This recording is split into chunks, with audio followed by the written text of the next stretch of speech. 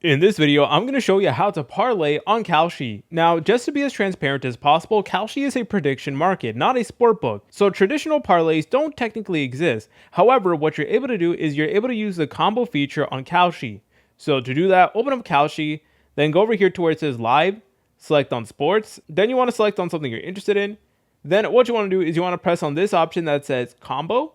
And now what you're able to do is you're able to go ahead and create multi-leg contracts. You combine multiple outcomes into one position, and you only win if all outcomes are correct. So the key difference is that there is no fixed odds, there is no house, and prices given by market makers instead of odds multiplication. So as you're able to tell, you guys are able to go ahead and sort between what you're working with. So we got pro basketball, we got tennis, UFC, soccer, etc. So there is a lot of great stuff over here, and you're able to go ahead and press on continue. And then you can go ahead and put the amount of money you're comfortable with. And just as a disclaimer, this video is strictly for educational purposes. Kalshi is a regulated prediction market, and it is not a gambling platform. But the combo option on Kalshi can effectively do the same thing. If you guys found this video helpful, make sure to leave a like and subscribe. I'll see you in the next tutorial.